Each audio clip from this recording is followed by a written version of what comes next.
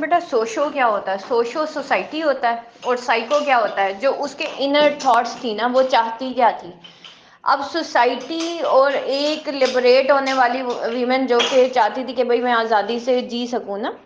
असल में हेडा गैबलर उस औरत की कहानी थी, ठीक है, कि वो एक एंट्रैप हो जाती है एक सोसाइटी के अंदर, ठीक है। और फिर क्या होता है, जो उसकी एनर्जीज होती है ना, वो नेगेटिव एनर्जीज में बदल जाती है। यानी कि उसके अंदर एक स्पार्क होता है कि भाई मुझे कुछ करना है।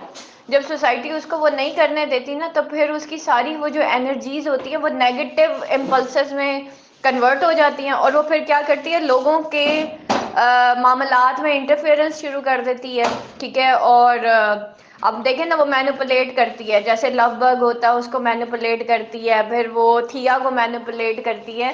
तो यहाँ पे ना उसने बड़े तरीके से बताया कि अगर हम खवातीन को ये आज़ादी नहीं देते कि वो अपनी मर्जी से कुछ कर सकें, लाइक उस वक्त औरत को नहीं आज़ादी थी कि वो जॉब कर सके या इस तरह से कुछ, सिर्फ उसको यही बताया जाता था कि तुम सिर्फ एक माँ हो, तुम सिर्फ एक बीवी, और इसके अलावा तुम कुछ नहीं कर सकती।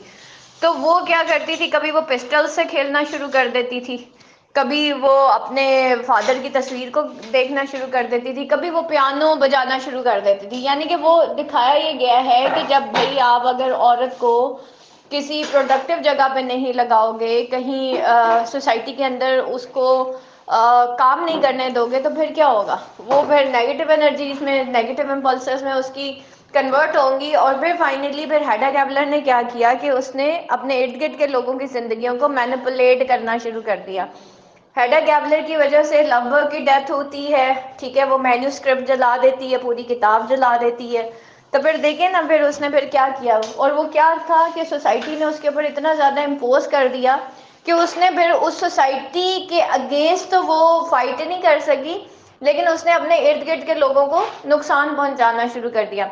तो सोसाइटी और एक साइकी, ठीक है, इन दोनों का जो कॉम्बिनेशन है वो हेडा गैबलर का कैरेक्टर है कि वहाँ की सोसाइटी कैसी थी, और हेडा गैबलर ने उस सोसाइटी में रह के किस तरीके से जो है ना वो बिहेव किया। लाइक थिया, एज कम्पेयर टू थिया को हम देखें तो वो सोसाइटी में एडजस्ट हो गई थी, बिकॉज वो एक मिडिल क्लास लड़की थी, तो वो एक मिडिल क्लास सोसाइटी में एडजस्ट हो गई थी। लेकिन हेडा गैबलर एक अमीर घराने की लड़की थी, वो मिडिल क्लास में जाके एडजस्ट नहीं हो